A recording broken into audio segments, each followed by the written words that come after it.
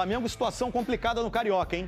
Com a garotada jogando, já são 3 jogos, nenhuma vitória, 1 pontinho só. Flamengo, então, tá na lanterna do Grupo B e se continuar desse jeito, gente, vai ter que disputar um quadrangular contra o rebaixamento. Imagina isso! Os 2 piores times de cada chave vão brigar para não cair. Uma equipe vai ser rebaixada. Sábado, o Flamengo perdeu pro Volta Redonda. Vou mostrar os gols para você. O Carbone fez essa falta aí com 10 minutos, já tinha tomado um amarelo com 2. Foi expulso. Pô, é muito tempo jogando com 1 a menos, né? 6 minutos depois dessa expulsão, MV faz 1-0 pro Volta Redonda. O jogo foi em Volta Redonda. Aí o Vagninho vai fazer 2-0 pro Volta Redonda. Vagninho vai fazer o terceiro também. Volta Redonda 3, Flamengo 0. Caramba! Vou mostrar pra vocês aqui os próximos jogos, então, do Flamengo, né? Tem 2 clássicos, ó. Pega o Vasco, quarta-feira, dia 25 tem Fla-Flu e depois ainda fecha contra o Sampaio Corrêa no dia 7 de fevereiro. E aí você deve estar perguntando, torcedor do Flamengo, os titulares voltam quando? Duda Dal Ponte. Temos uma emergência. O pessoal tá ligado aí, não? Pois é, Escobar, muito boa tarde para você, para todo mundo que acompanha o Globo Esporte. A ideia, o planejamento inicial do Flamengo era de que os titulares estreassem um pouquinho contra o Fluminense, mas de verdade na estreia do Campeonato Brasileiro no dia 28 de janeiro contra o São Paulo. Mas essa situação de talvez ter que jogar um quadrangular contra o rebaixamento, de colocar mais jogos no calendário já apertado, fez o Flamengo ligar um alerta e mudar o planejamento inicial. Então a expectativa e a tendência é de que alguns jogadores do profissional já joguem nessa quarta-feira contra o Vasco no Maracanã. A gente ainda não sabe quais deles, a gente deve ter essa resposta amanhã, talvez, Escobar. Hoje os jogadores estão aqui treinando, treinaram pela manhã, vão treinar à tarde também. À tarde vai ter também a apresentação do segundo reforço do Flamengo, o goleiro André, a gente vai acompanhar por aqui. E sobre Lucas Paquetá, hoje o Flamengo deve enviar uma proposta oficial ao West Ham e há muito otimismo de que tudo se resolva ainda essa semana, Escobar.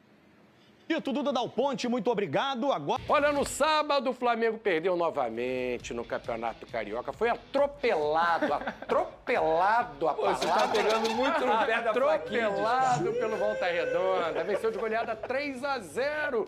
Eu quero ouvir o Vene. O Vene vai ter que se explicar aqui. Roda os lances e o Vene vai ter que se explicar por que a Fla Kids não ganhou nenhum jogo até agora. O Flamengo chegou a marcar bem no início do jogo em um contra-ataque, mas o gol foi anulado por impedimento do Joshua no começo da jogada. Aos 10 minutos, a expulsão que acabou determinando o rumo da partida. Carbone já tinha amarelo e recebeu vermelho por outra falta em Catatal. Com 1 a mais, o Volta Redonda deslanchou. Em uma jogada rápida, Catatal rolou para o MV fazer o primeiro. O Voltaço quase marcou o segundo nesse lance em que Bruno Barra acertou o travessão. Aos 5 do segundo tempo, cruzamento na área e Rafael Augusto aumentou de cabeça. A vitória do Volta Redonda poderia ter sido maior. Catatal teve um gol anulado por impedimento do lateral Wellington Silva. Para fechar a conta, em outra bola levantada na área, Denner decretou 3-0 Volta Redonda.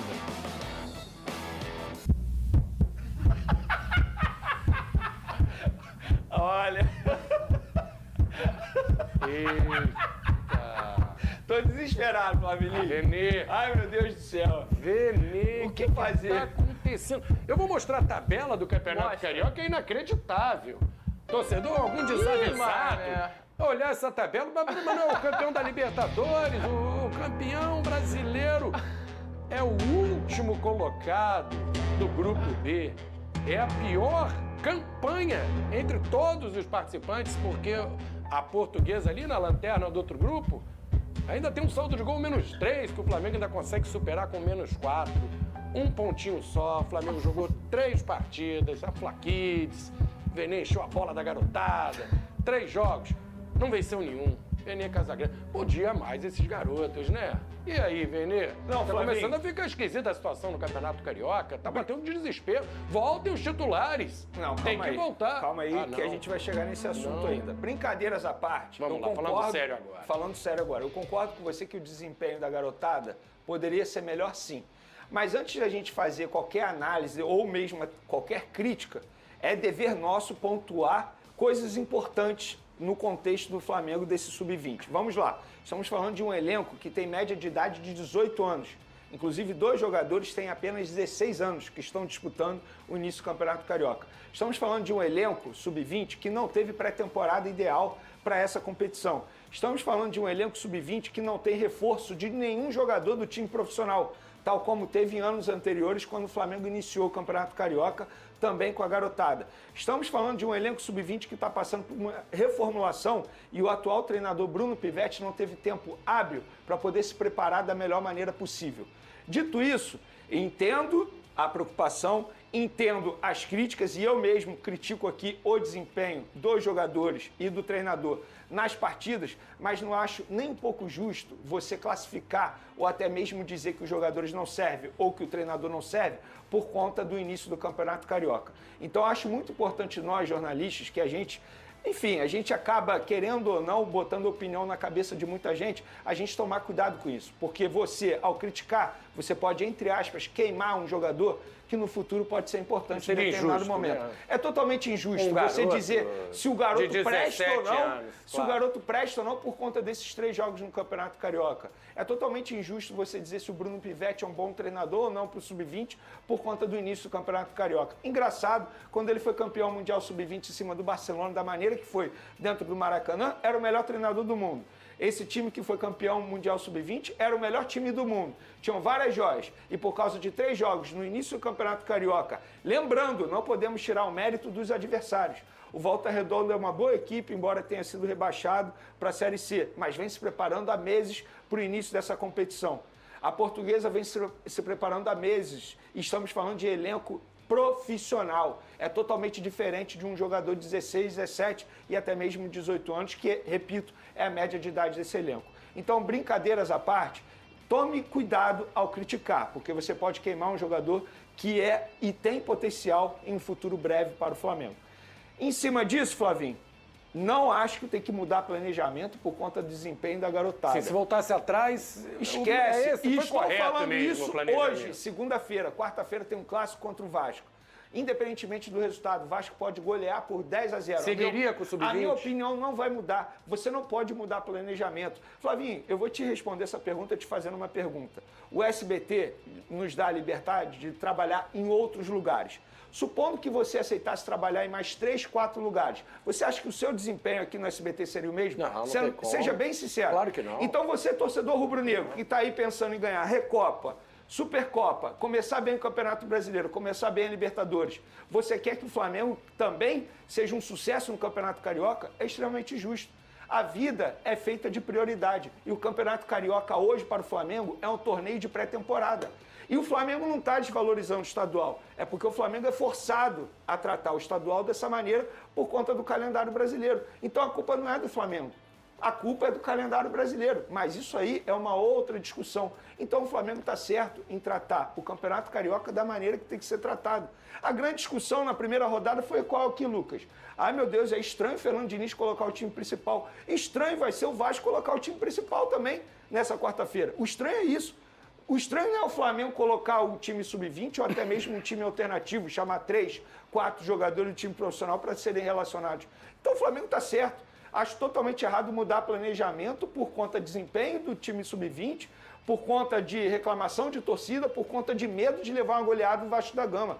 Ou você tem planejamento e convicção no seu planejamento, ou você toma suas decisões baseado no que a torcida pensa em rede social. Então, o meu pensamento é esse. Independentemente do que acontecer na quarta, na quinta-feira, o meu pensamento será o mesmo. O foco do Flamengo é Campeonato Brasileiro, Libertadores, Recopa e Supercopa.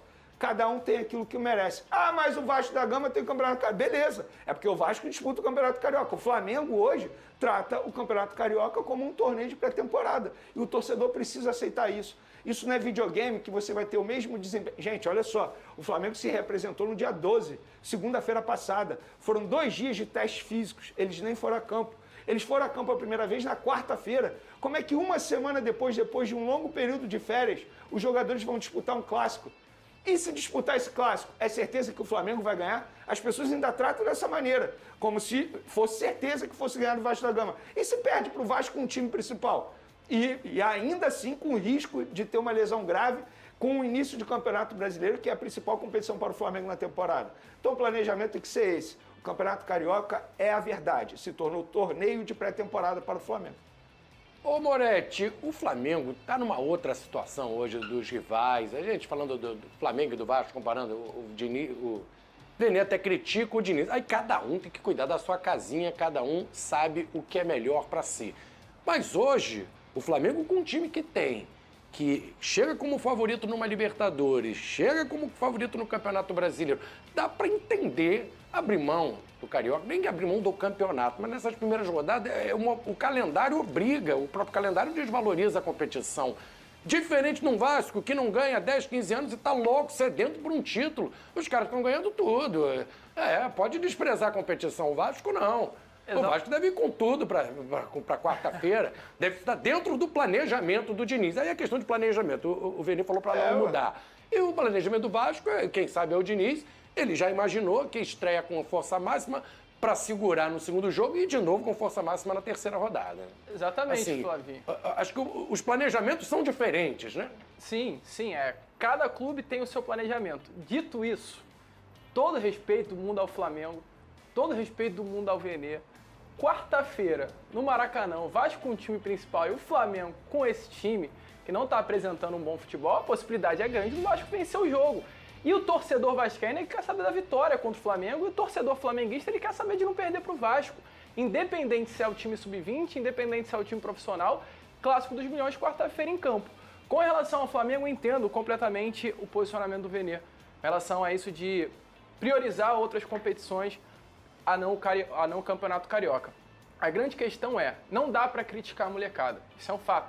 Jogadores jovens, imaturos, a média de idade que o Vene falou é de 18 anos. Só que, Vene, eu vou trazer para um contraponto aqui. O Flamengo ele perde para a Portuguesa, certo? Empatou, fez o gol no finalzinho. Empata com a Portuguesa, um gol de empate no final. O Botafogo, que está também com os jogadores da base, vence a Portuguesa pelo placar de 1-0. A grande questão não é se é para voltar ao time principal ou não. A minha opinião é, sabendo que são jogadores que nesse momento, né, conquistou o bicampeonato intercontinental no ano passado, eles poderiam entregar mais. Essa é a minha questão. Mas é isso que eu acabei de falar. Entendeu? Aqui. Eles poderiam o desempenho entregar poderia mais. ser Exatamente. melhor, muito melhor. Eu esperava mais. É mais. para determinar que eles não prestem. É mas isso. poderiam jogar melhor. Esse é o ponto. Porque a gente tem que tomar cuidado nas críticas, porque o torcedor já está tratando como se a base fosse, entre aspas, um lixo, como não servisse. Mas eu estou com você. Eu acho que o desempenho poderia ser melhor, inclusive do próprio treinador ter um entendimento de jogo. Contra o Volta Redonda, antes da expulsão, e eu acho que a derrota foi muito condicionada por conta da expulsão. Esse aí fazer uma análise é difícil. Ele tentou jogar de uma forma que, assim, não dava para jogar contra o Volta Redonda. O Volta Redonda é uma boa equipe. Arrisco a dizer que das equipes de menor investimento no Campeonato Estadual é o melhor time e que vem se preparando há meses. Já há tem muito mais tempo investimento. no estado é o melhor time entre os pequenos. Então, eu acho que para o Bruno Pivetti, ele poderia ter entendido melhor o cenário. Mas eu estou com você, Lucas. Eu acho que o desempenho poderia ser muito melhor. Eu esperava mais da garotada. Só não acho justo tratar como se jogadores que não valem de nada. Essa é a grande questão e isso aqui não é para você, é para a torcida do Flamengo que está tratando esses garotos como se eles não prestassem para nada. E eles prestam. E posso te falar mais, Vene? Eu acho que se o Flamengo, ele, por exemplo, quarta-feira contra o Vasco no jogo que vai ter nos 2 próximos jogos, se o Flamengo tira a molecada e bota o time principal, o Flamengo dá um recado claro ao seu torcedor que essa molecada não adianta de nada. É isso. Então, no final, no fundo, o retorno do time principal para o Flamengo seria um recado negativo para a torcida com relação a essa garotada. E a gente sabe como é importante para a maturação até desses jovens ter confiança. E uma retirada desses jovens nesse momento vai tirar completamente a confiança deles até um processo de desenvolvimento desses atletas. Então, assim, a torcida, é claro, reclama, mas se é o planejamento do Flamengo, é melhor deixar rolar, né? Porque, querendo ou não, os caras ali parecem que sabem fazer futebol. Mas... E lembrando, assim, faz parte do planejamento se o Flamengo relacionar alguns jogadores. E quando eu falo alguns jogadores, uns 5, por exemplo. Isso faz parte do planejamento. Eu sou totalmente contra você mudar simplesmente da água para o vinho. Por causa dos resultados. Por causa dos resultados. Eu acho que a discussão interna tem que ser outra. Vem cá, por que a garotada não está dando conta do recado? Ou melhor, por que o desempenho não está sendo tão bom como a gente imaginava? Eu acho que a discussão tem que ser essa. A discussão não tem que ser, vamos botar o time principal. Gente, olha só, isso é medicina. Como é que você vai botar o time principal com uma semana de treino?